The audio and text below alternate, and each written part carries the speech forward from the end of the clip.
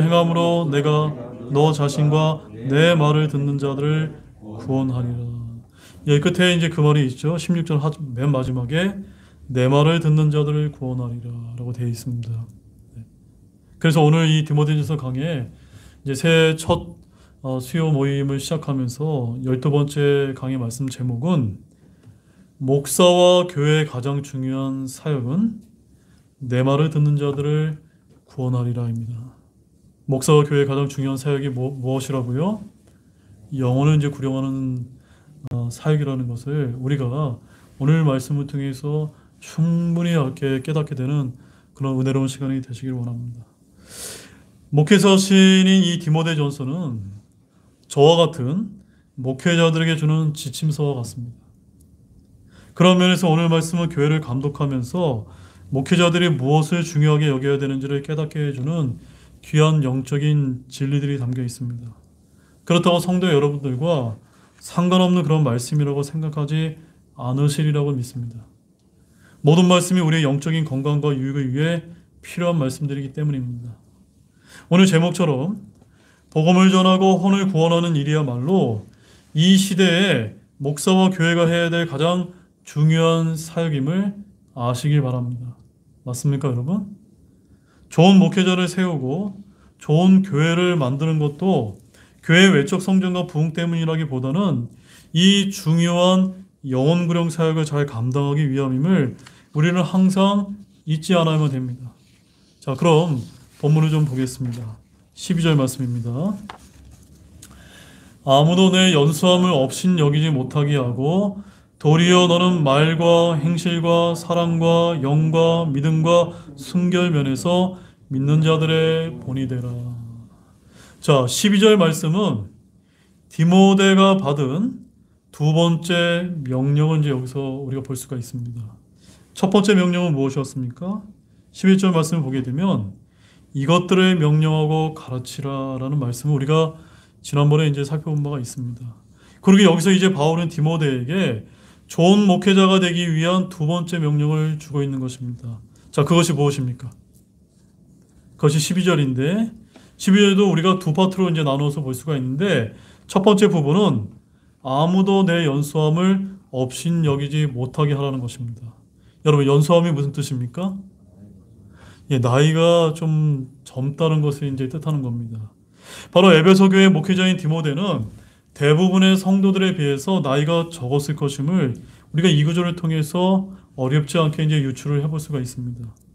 일부 성도들은 젊은 목회자인 디모데를 연수하다는 이유로 하나님의 종으로 존중하지 않고 경솔히 대하거나 업심여기는 태도로 대했던 것으로 보입니다. 이에 바울은 디모데에게 두 번째 명령을 주면서 오히려 영적, 도덕적으로 본이 되는 삶을 통해 목회자를 쓸 권위를 지키라고 권면하고 있는 것입니다. 여기 언급된 디모데의 연수함은 절대적인 의미에서 나이가 어리다는 것을 뜻하는 것이 아니라 당시 에베소 교회 회원들의 나이를 고려할 경우 교회 지도자들의 다른 교회 지도자들의 연령과 비교해 봤을 때 상대적으로 조금 더 어리다는 것을 의미하는 것으로 우리는 그렇게 이해할 수 있습니다. 그러나 어쨌든 이러한 디모데의 연수함이 그의 권위를 위축시키는 등 부정적인 결과를 가져올 것은 우리가 쉽게 추측해 볼 수 있다는 점입니다. 특히 디모데 이전에 에베소 교회가 탁월한 사도 바울의 명령과 가르침 가운데 있었다는 것을 우리가 감안한다면 그 명령과 가르침에 있어 아무래도 바울에 미치지 못했을 디모데에게 쏟아질 법한 조수와 업심여김은 그다지 어렵지 않게 우리가 상상해 볼 수가 있는 것입니다. 그 디모데의 연수함은 그에게 있어 에베소 교회의 새 사역을 제대로 감당하지 못하게 하는 장애물이 될 수 있었을 터였다는 점입니다. 자, 사랑하는 여러분, 이런 디모데의 사례는 똑같지는 않지만 제가 이 등대교회 이제 담임 목회자를 부임했을 때 가졌던 그런 영적인 부담감과 어찌 보면 좀 유사한 측면이 있지 않나라고 제가 여러분에게 솔직히 말씀을 드리겠습니다. 왜냐하면 우리 교회에 어떤 분이 계셨습니까? 개척 당시부터 이제 계셨던 우리 80세 가량의 아주 훌륭하신 우리 레드먼 선교사님이 계셨기 때문에 비록 제가 우리 교회 출신이긴 하지만 상대적으로 젊은 목회자인 저로서는 부담이 적었을까요? 컸을까요? 굉장히 컸다는 것을 제가 솔직하게 여러분에게 지금 이 자리를 빌어서 제가 말씀을 드리겠습니다. 다만 다행스럽게도 여기 모이신 집사님 가정을 비롯한 주축 멤버들께서 젊은 저를 존중해 주시고 또 잘 섬겨 주셨기 때문에 정말로 숱한 위기에도 불구하고 지금처럼 순탄하게 이렇게 사역할 수 있게 된 것 같아서 여러분께 다시 한번 머리 숙여서 감사하다는 말씀을 좀 드리고 싶습니다. 또한 지금 수요 모임에 참석을 하지는 못하셨지만 저보다도 나이가 더 많으신 귀한 성도분 역시에게도 저를 존중해 주신 모든 분들에게 정말 새해를 맞이해서 감사하다는 말씀을 제가 오늘 이 말씀을 통해서 드리지 않을 수가 없는 것 같습니다. 사랑하는 여러분, 교회의 영적인 권위는 나이에 젊고 많음이 있는 것이 아니라 누가 주시는 것일까요? 누가 주십니까? 우리 사도행전 20장 28절 말씀을 한번 찾아보시겠습니다. 사도행전 20장 28절 우리가 많이 이제 찾아본 말씀 중에 하나인데요. 사도행전 20장 28절에 이런 말씀이 이제 기록되어 있습니다. 그러므로 너희 자신과 온 양떼에게 주의를 기울이라. 성령님께서 너희를 그들의 감독자들로 삼으사 하나님의 교회 곧 그분께서 자신의 피로 사신 교회를 먹이게 하셨느니라. 예. 누가 세우신 겁니까? 성령님께서 세우셨다는 겁니다. 우리가 이제 착각해서는 안 되는 것은요, 우리가 목사를 세우든 집사를 세우든 어떤 일을 통해서 우리가 교회에서 이제 투표를 통해서 결정을 할 때 마치 인기 투표라고 생각을 해서 우리 사람의 투표로, 우리 성도들의 투표로 우리가 누군가를 세우는 것이다라고 우리가 오해할 수가 있습니다. 하나님께서 그것을 사용하신 것 뿐이지 사실은 누가 세우시는 겁니까? 성령님께서 세우시는 겁니다. 성령님께서. 따라서 목회자들을 성도들의 인기 투표로 세운다고 여러분 생각하지 마시기 바랍니다. 디모데나 저희 역시도 마찬가지인 것입니다. 아무리 조건과 능력이 탁월하다고 해서 하나님께서 친히 세우려 하지 않는다면 한 지역교회 목회자로 세움 받을 수 있을까요? 없을까요? 결코 없을 것입니다. 저는 우리 교회 초대 집사인 우리 김현성 집사님께서 집사로 선출되었을 때 하나님께서 세우셨구나라는 점을 제가 많이 이제 떠올려 보게 됩니다. 왜 그렇습니까? 제가 분명히 교회에 두 분의 우리 집사 형제님을 선출해 달라고 이제 요청을 했었는데 그때 우리 김현성 집사님만 선출되고 우리 다른 형제님은 한 표 차로 떨어지지 않았습니까? 그리고 이제 시간이 지나서 우리 집사님만 남아계셔 또 그 떨어지신 분은 교회를 또 떠나게 되지 않았습니까? 그때 이제 그런 일들을 제가 그런 과정을 겪으면서 하나님께서 우리 교회의 미래를 내다보시고 한 사람 한 사람을 세우셨구나라는 것을 인정하지 않을 수가 없다는 것입니다. 이번에도 우리가 이제 서영태 형제님 또 우리 조기란 형제님 집사로 선출될 때도 저는 조마조마하게 이제 정말 열심히 기도해 왔는데 만장일치로 이렇게 집사로 선출되는 거 보면서도 하나님께서 이 두 분도 정말 우리 교회 상황에 맞게 세우셨구나라는 걸 인정하지 않을 수가 없다는 점입니다. 집사 형제님들도 이러하시는데 목사는 어떨까요, 여러분? 당연히 하나님께서 세우신 것이 아니겠습니까? 자, 그러면 여러분들은 어떻게 하셔야 되겠습니까? 디모데전서 5장 17절 말씀을 보시겠습니다. 디모데전서 5장 17절 말씀입니다.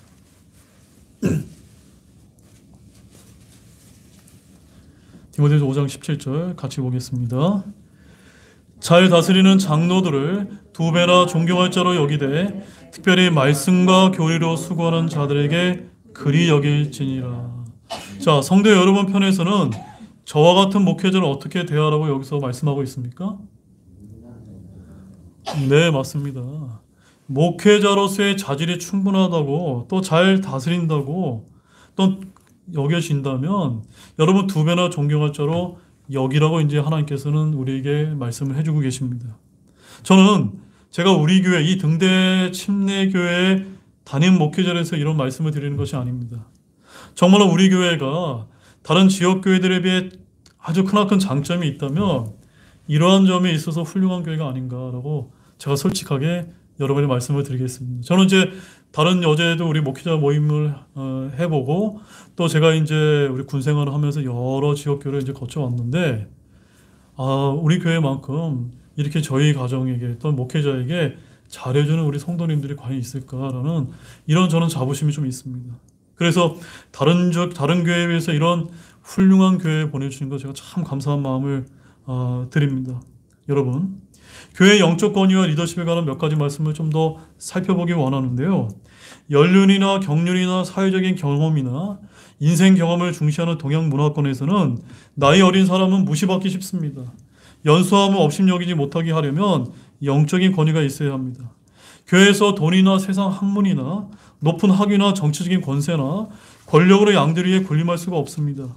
하나님의 말씀을 가지고 명령하고 가르치고 순종하게 하려면 영적인 권위가 필요한데 이런 권위는 누가 주시는 것일까요? 하나님께서 주시는 것입니다. 여러분이 주시는 것이 아닙니다. 하나님께서 주신 것입니다. 그래서 가정에서의 가장의 권위, 교회에서의 목사의 권위, 정부에서의 통치자의 권위는 모두 스스로 세우는 것이 아니라 하나님께서 주신다는 것을 잊지 마시기 바랍니다. 자, 시편 18편 47절 말씀 보십시오. 시편 18편 47절 말씀입니다.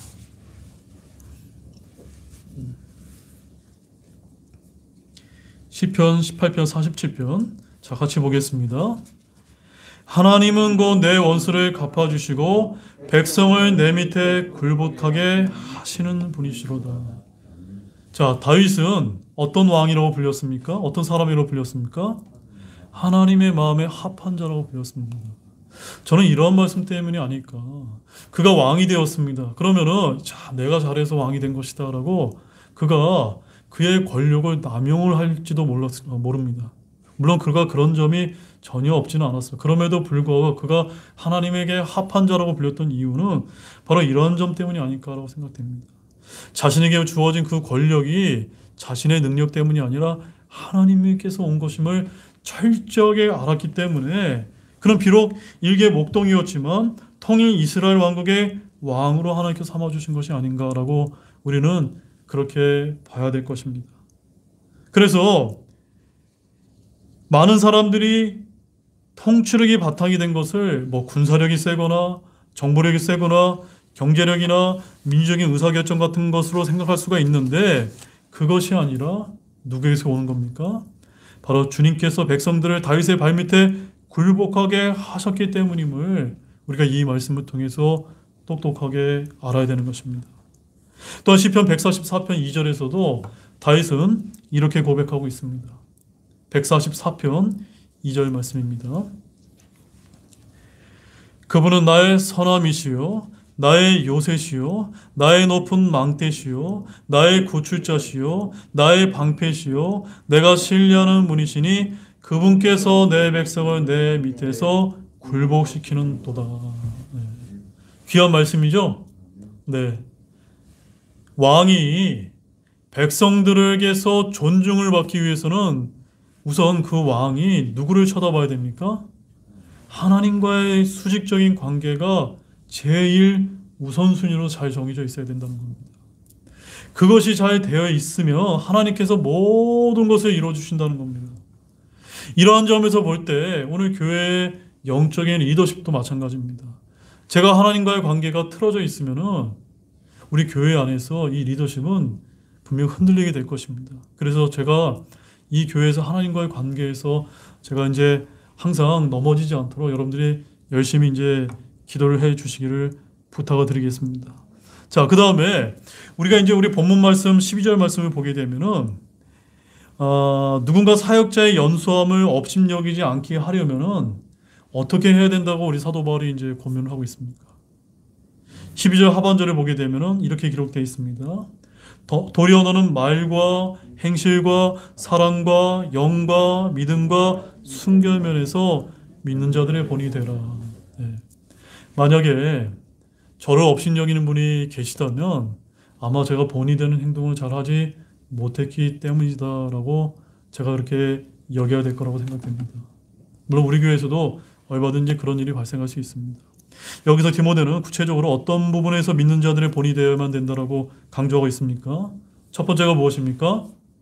말입니다. 그 말은요, 제가 이 강단에서 공적으로 선포하는 설교뿐만이 아니라 사적인 모든 담소까지 포괄되는 그런 그것을 뜻하는 겁니다. 두 번째는 무엇입니까? 행실입니다. 일반적인 행동이 뿐만 아니라 습관이나 품행 및 삶의 방식을 포함하여 다른 사람과의 관계대 모든 행동을 의미하는 겁니다. 근데 특히 여기서 이 단어가 어디에 이어서 이제 언급되고 있습니까? 말에 이어서 나온다는 것은 말과 행동이 일치되어야 함을 여기서 강조하고 있는 것입니다. 그 다음에 세 번째는 무엇입니까? 사랑입니다. 근데 사랑이 영어 단어가 어떻게 되어 있습니까? charity라고 되어 있습니다. 어떤 사랑입니까? 하나님의 긍휼인 겁니다. 우리가 이것을 이제 원문에 가보게 되면 아가페라고 되어 있는데 이 아가페가 어떤 사랑입니까? 자신을 희생하는 헌신적인 사랑을 가리킵니다. 즉 예수님께서 모범을 보이신 사랑으로 원수를 위해 목숨까지 버릴 수 있는 그 사랑을 얘기하는 것입니다. 넷째는요, 믿음입니다. 사랑이 사람들 사이의 수평적인 관계라면 믿음은 하나님과 인간과의 수직적인 관계에서 필요한 것입니다. 마지막 다섯 번째는 순결입니다. 사상과 행실에서뿐만이 아니라 도덕적으로 영적으로 철저한 순결을 의미하는 것입니다. 이런 다섯 가지가 믿는 자들의 본이 되어야 된다고 주님께서는 디모데에게 이제 말씀을 해주셨던 것입니다. 따라서 바울이 디모데에게 준 이 권면을 보면서 목회자인 제가 열심을 다해서 이런 본이 되어야 될 부분이 무엇인지 깨닫게 해주는 그런 귀한 말씀이 아닌가 싶습니다. 저 역시도 제가 여러분에게 이제 새해를 맞으면서 다짐을 하자면 이것을 위해서 최선을 다하겠습니다. 이것을 위해서 여러분들이 많이 많이 기도해 주시기 바랍니다. 자, 본문 13절 말씀 보겠습니다. 내가 갈 때까지 읽는 것과 권면하는 것과 교리에 주의를 기울이라. 자, 이것이 디모데가 받은 세 번째적인 명령인데 첫 번째가 무엇입니까? 읽는 것입니다. 뭘 읽으라는 겁니까? 성경을 읽으라는 겁니다. 여러분, 새해를 시작하면서 여러분 무엇부터 여러분 다짐하고 시작하십니까? 여러분 새해에서 이제 우리 신앙 믿는 사람들이 자, 우리는 내가 작년에 일독하지 못하면 올해는 꼭 한번 일독을 해야지 이런 다짐 한번 안 해보십니까? 다시 한번 우리가 이런 다짐을 해보기 바랍니다. 제일 중요한 것은요, 성경을 읽는 것입니다. 그 다음에 두 번째는요, 권면하는 것입니다. 바로 성도들에게 하나님의 말씀으로 권면하는 것입니다. 여러분 교회에서 지체들과의 관계에서 어떤 문제가 발생하는 이유가 무엇 때문인지 아십니까? 영적으로 하나님의 말씀으로 권면하면 괜찮은데 자꾸 세상적인 것을 가지고 와서 이야기하다 보면은 자꾸 문제가 생기는 겁니다. 그 다음에 셋째는요, 교리의 주의를 기울이라는 것입니다. 뭘 주의에 기울이라고요? 교리의 주의를 기울이다. 오늘날 한국 교회가 왜 이렇게 무너지고 있습니까? 하나님께서 말씀하신 바른 교리를 제대로 가르치지 않기 때문에 문제가 생기는 것입니다. 율법주의, 이교도 철학과 사상이 성도들을 노력하지 못하도록 교리의 주의를 기울이게 하라는 그런 말씀입니다. 자, 이것을 보게 되면 여러분 어떤 생각이 듭니까? 이 말은요, 기본에 충실하라는 그런 뜻입니다. 지금도 똑같습니다. 교회 부흥을 위해서 여러 가지 프로그램과 행사에 추진하기보다는 하나님의 말씀을 읽게 하고 권면하게 하고 교리의 주의를 기울이도록 올바르게 가르치는 것이 가장 중요한 미션이라는 것입니다. 동의가 되어지십니까? 우리 교회가 이러한 사역에 충실한 교회가 되기를 원합니다. 이런 기본에 충실하지 못하게 되면 머지않아 교회는 사라지게 될 것입니다. 본문 14절입니다. 내 안에 있는 선물, 곧 장로에서 안수할 때 대원으로 내게 주어진 그 선물을 소홀히 여기지 말라. 자, 디모데가 받은 네 번째 명령은 받은 영적 선물을 소홀히 여기지 말라는 뜻입니다. 하나님께서 성도에게 주신 가장 큰 선물이 무엇입니까? 성령님입니다. 이미 성도가 된 사람에게 주시는 또 최고의 선물은 사랑입니다.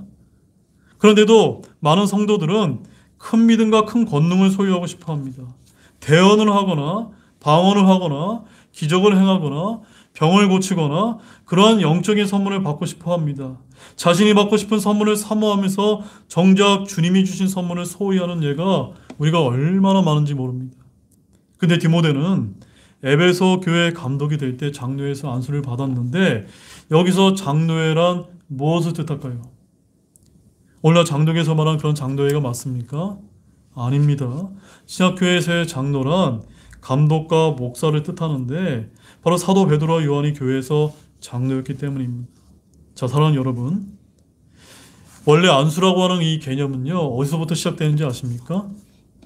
그것은 우리가 생각하는 것처럼 어떤 유명한 믿음의 선진들에게서 시작되는 것이 아니라 제일 첫 번째로 쓰였던 안수의 용례의 대상은 바로 주님께 헌물로 드려진 짐승이었다는 것을 우리가 알 필요가 있습니다. 그래서 출애굽기 29장 10절 말씀에 가보게 되면 너는 숫소 한 마리를 회중의 성막 앞으로 가져오게 하고 아론과 그의 아들들은 그 숫소의 머리에 안수할 것이며 라고 해서 이렇게 안수가 시작된 다음에 그 다음에 구약에서 레위 사람에게 안수하고 또 모세가 여호수아에게 안수하는 그런 용례들을 우리가 볼 수가 있습니다. 그 다음에 이제 신약에 가서는 예수님께서 병을 고치거나 어린아이에게 안수하거나 그 다음에 이제 사도 바울이 아나니아를 통해서 안수하게 하는 그런 일도 발생하게 되고 그 다음에 이제 사도 바울과 바나바를 세워서 안디옥 교회가 선교사를 파송할 때도 안수를 하게 됩니다.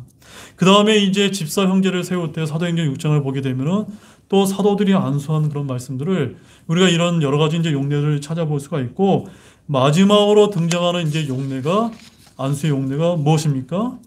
오늘 본문 14절에서 본 바로 목회자를 세울 때 하나님께서 이제 안수라고 하는 이런 말씀을 주고 계신 것입니다. 그래서 디모데는 장로회에서 안수를 받을 때 그들이 대언으로 주신 선물이 있는데 그것을 소홀히 여기지 말라고 이렇게 강조하고 계십니다. 이 선물이 무엇인지 성경에는 언급이 되어 있지 않기 때문에 우리는 알 수 없지만 디모데는 대언으로 주어진 하나님의 선물이 있는데 성경을 가르치는 교사의 재능이나 복음 전도자의 재능과 같은 종류들로 보입니다. 지역교회 감독으로서 필요한 영적 선물들이 디모데 안에 주어졌음을 우리는 어렵지 않게 짐작해 볼 수 있는 것입니다. 디모데후서 1장 6절 말씀도 한번 보시기 바랍니다. 거기 이제 디모데후서 1장 6절 말씀에 보면 이런 말씀이 기록되어 있습니다. 그러므로 내가 안수함으로 내 안에 있게 된 하나님의 선물을 내가 불붙이게 하려고 너로 하여금 기억하게 하노니. 여기서는 또 누가 누구에게 안수하고 있습니까? 사도 바울이 디모데에게 안수를 하고 있습니다. 그래서 자 여러분 잘 보십시오. 한 형제를 목회자로 안수할 때는 성경에 두 가지 용례가 등장합니다. 첫 번째가 무엇입니까? 장로회에서 안수하는 겁니다. 이거는 복수의 목회자들이 한 형제를 세울 때 안수하는 방법이 등장하고 있는 것이고, 그 다음에 여기서는요, 사도 바울과 같은 이제 영적인 리더가 또 세울 때 또 이제 이렇게 목회자를 안수할 수 있다는 거예요. 그래서 우리가 꼭 장로회에서 안수를 하건 아니면 단독적으로 안수를 하던 성경에서 어떻게 하라고 꼭 규정하고 있는 것은 아니기 때문에 뭐 여러 목사님들이 하든 한 명이 하든 전혀 상관이 없다는 것을 여러분들이 이해하시기 바랍니다. 아무튼 사도 바울이 디모데에게 안수한 목적은 디모데 안에 있는 하나님의 선물을 불붙이게 하기 위한 것이었다는 점을 우리가 좀 기억할 필요가 있습니다. 그러면서 주님께서 주신 이런 영적 선물들을 소홀히 하지 말라고 디모데에게 이제 핵심적으로 주고 있다는 점입니다. 자, 본문 15절 말씀 보겠습니다. 이것들을 묵상하고 전적으로 그것들에 몰두하여 내가 진보하는 것이 모든 사람에게 드러나게 하라. 자, 지금 여러 가지 말씀들을 디모데에게 주었습니다. 첫 번째 명령, 두 번째 명령, 세 번째 명령, 네 번째 명령을 주고 지금 15절에서 지금 사도 바울이 다섯 번째 명령을 주고 있는데 그것은 어떤 명령입니까? 이것들을 묵상하고 전적으로 그것들에 몰두하라는 말씀입니다. 자, 묵상한다. 뭘 묵상하라는 겁니까? 하나님의 말씀을 묵상하라는 겁니다. 여러분 아침에 제가 이제 여러분들에게 아침에 이제 묵상에 대한 말씀을 여러분에게 이제 전달해 드리고 있는데 여러분 아침에 그런 말씀으로 아니면 또 여러분이 별도로 하나님의 말씀을 매일매일 이렇게 메디테이션 하고 계십니까? 네. 그런 것들이 이제 훈련이 안 되고 계시다면 정말 그런 것들로 인해서 여러분 묵상하는 일에 여러분 게을리하지 마시기를 바랍니다. 왜냐하면 이 말씀을 보게 되면 그것들에 몰두하게 될 때 여러분들이 진보하는 것이 누구에게 드러납니까? 모든 사람에게 드러나는 지름길이라고 말씀하고 있기 때문입니다. 우리가 괜히 묵상 말씀 나누는 것이 아닙니다. 제가 뭐 여러분들에게 자랑하려고 하는 그렇게 나누게 되는 겁니까? 아닙니다. 저뿐만이 아니라 여러분 모두가 모든 사람들에게 정말 진보하는 것이 드러나게 하기 위해서 그렇게 한다는 것을 여러분 기억하시기 바랍니다. 그래서 여러분들은 읽은 말씀을 묵상하시고 들은 말씀을 묵상하시고 그 말씀에 전적으로 몰두하시기를 바랍니다. 그렇게 얻은 유익이 모든 사람들에게 나타나게 애쓰시기를 바랍니다. 자, 본문 16절 말씀을 보시겠습니다. 마지막 말씀입니다. 너 자신과 교리의 주의를 기울이고 그것들 안에 거하라. 이것을 행함으로 너가 내 자신과 내 말을 듣는 자들을 구원하리라. 자, 디모데가 받은 마지막 6번째 명령입니다. 어떤 명령이 나오고 있습니까? 너 자신과 교리의 주의를 기울이고 그것들 가운데 거하라라는 그런 말씀을 우리가 먼저 볼 수가 있습니다. 자, 이렇게 우리에게 필요한 것이 무엇이라는 것을 우리가 알 수가 있습니까? 우리가 교회를 통해서 하나님의 말씀을 통해서 배운 무엇에 주의를 기울이는 겁니까? 교리와 말씀에 주의를 기울이고 그 안에 거하는 것이 중요하다는 겁니다. 왜 그것이 중요합니까? 그렇게 될 때 우리가 세상에서 살아가면서 혹여 우리가 짓게 될 수밖에 없는 그런 죄와 불법과 각종 더러움과 부정으로부터 우리 자신을 지킬 수 있다는 것을 여러분들 아시기 바랍니다. 우리는 사람들의 교리 속에 거하지 말고 하나님의 말씀의 교리에 거해야 될 줄로 믿으시기 바랍니다. 사람들의 교리는 사람들의 더러운 성품에 근거한 가르침이기 때문입니다. 따라서 하나님의 말씀에 주의하며 그 속에 거하면서 생각과 행동과 삶에서 판단의 기준으로 삼는다며 그 결과는 혼들의 열매를 자동적으로 얻게 될 것입니다. 뭘 얻게 된다고요? 영혼을 얻게 될 것이라는 점입니다. 제가 여러분에게 질문을 드리겠습니다. 여러분 새해를 맞이해서 여러분 꼭 내가 누구를 꼭 전도하고 싶다라는 이런 다짐들이 있으십니까? 있으세요, 여러분? 그러면은 그에게 찾아가서 꼭 복음을 전하는 것만이 중요한 것이 아니라 오늘 말씀을 보게 되면 뭐라고 강조하고 있습니까? 이것을 행함으로 내가 너 자신과 내 말을 듣는 자들을 어떻게 한다고요? 구원하리라. 이 말씀을 통해서 우리가 무엇을 깨달을 수 있습니까? 복음의 말씀을 아주 조리적으로 또 논리 정연하게 전한다고 그 사람을 구원을 시킬 수 있습니까? 없다는 것입니다. 무엇이 중요합니까? 내 행위가 중요하다는 겁니다. 최고의 전도는 잘 기억하십시오. 최고의 전도는 머리나 어깨에 성경 말씀 한 구절 걸어두고 손이나 마이크나 피켓을 뜨고 예수님 믿으세요라고 외치는 것이 중요한 것이 아닙니다. 그리스도인이 자신과 교리의 주의를 기울이고 그 안에 거하는 것이 가장 효과적인 전도의 수단인 것입니다. 믿지 않는 자들은 성경을 보지 않지만 누구는 바라보는 줄 아십니까? 우리 주변에 믿는 사람이 있으면 그 사람이 진짜 믿는 사람인지 아닌지를 자세하게 관찰합니다. 제가 옛날에 이제 군생활 할 때도 보면은 제가 이제 교회 열심히 다니고 맨날 성경 이렇게 끼고 있는 것을 잘 알고 있지 않습니까? 그래서 조금만 이제 흠이 보이는 행동을 하면 거 봐라 이제 손가락질 하는 것을 제가 많이 느꼈거든요. 그래서 우리가 성도들의 행실을 믿지 않는 자들이 눈여겨보고 판단한다는 사실을 항상 잊어서는 안 되는 것입니다. 우리 그리스도인들은 믿지 않는 자들이 읽고 보는 그리스도인이 살아있는 편지라는 사실을 아시기 바랍니다. 그래서 우리는 그리스도의 교리 속에 거하는 삶, 교리에 따라 행함으로 자신은 물론이요 우리의 말을 듣는 자들을 구원하는 것입니다. 이것을 행함으로가 중요합니다. 이것을 행함으로 하는 이 말씀은 우리가 누군가에게 말하기 전에 있어야 될 일입니다. 행위가 말보다 앞입니다. 진리를 행하지 않고 하는 외치는 말은 듣는 자에게 비웃음거리요 아무런 효과나 열매도 맺지 못합니다. 진리의 말씀에 거하면서 행하는 자들이 하는 말은 듣는 자를 구원한다는 사실을 믿으시기 바랍니다. 사랑하는 여러분, 여러분 누구를 구원하고 싶습니까? 구원하고 싶은 사람이 계시다면 오늘 본문 16절 말씀을 가슴 깊이 새기시길 바랍니다. 다시 한번 우리 16절 말씀 읽어보도록 하겠습니다. 너 자신과 교리의 주의를 기울이고 그것들 안에 거하라. 이것을 행함으로 내가 너 자신과 내 말을 듣는 자들을 구원하리라. 이제 결론을 맺겠습니다. 사랑하는 여러분, 오늘 말씀은 젊은 목회자인 디모데에게 주는 사도 바울의 5가지 명령들에 대해서 우리가 자세하게 이제 살펴보았습니다.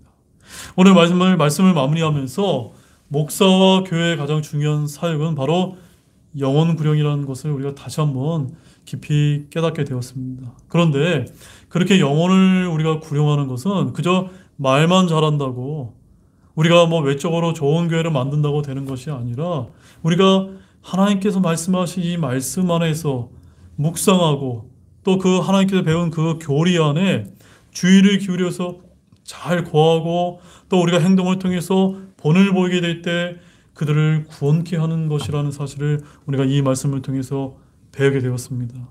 따라서 사악하고 음란한 이 마지막 세대에서 우리 자신이 구원받고 우리의 말을 듣는 자들을 본을 보임으로써 받게 하는 것이 가장 좋은 성경적인 구령 방법이라는 것을 여러분들이 아시기를 바랍니다. 정말로 영적으로 어려운 시기지만 우리에게 맡겨진 복음 사역에 최선의 경주를 다하는 올 2022년 새해가 되시기를 바랍니다. 그저 말로만 복음을 전할 뿐만이 아니라 말과 행위가 일치됨을 보임으로써 믿지 않는 자들에게 본이 되도록 우리 모두가 애쓰는 그런 모든 분들이 되시기를 우리 주 예수 그리스도의 이름으로 축원드립니다. 기도가 마치겠습니다. 하나님 아버지, 정말로 감사합니다. 오늘 목사와 교회의 가장 중요한 사역은 바로 내 말을 듣는 자들을 구원하리라고 하는 이 명령을 우리로 하여금 깨닫게 해주신 것 너무나 감사를 드립니다. 항상 이렇게 영혼을 구령하는 것이 너무나 중요하다는 것을 우리가 항상 알고 있지만, 그러나 우리가 항상 또 잊어버린 것 중에 하나는 그저 말만 우리가 전할 때가 많았는데 결국은 우리가 하나님의 말씀 가운데 묵상하고 또한 교리의 주의를 기울이고 그 말씀에 따라 행하게 될 때 우리가 믿지 않는 자들에게 효과적으로 복음을 전할 수 있다고 하는 이런 귀한 말씀을 통해서 우리가 이 세상에서 어떻게 살아가야 될지를 깨닫게 해주신 것 너무나 감사를 드립니다. 세상이 많이 악합니다. 이럴수록 또 교회와 우리 그리스도인들을 세상 사람들이 조롱할수록 우리가 하나님의 말씀 가운데 늘 신실하게 붙들고 행할 수 있는 그런 신실한 하나님의 우리 사람들이 하나님의 자녀가 될 수 있도록 주님께서 인도해 주시기를 원합니다. 참으로 감사를 드리며 이 모든 말씀 예수님의 이름으로 기도를 드렸습니다. 아멘. 잠시 오늘 말씀 듣고 기도하고 수요 기도를 마치도록 하겠습니다.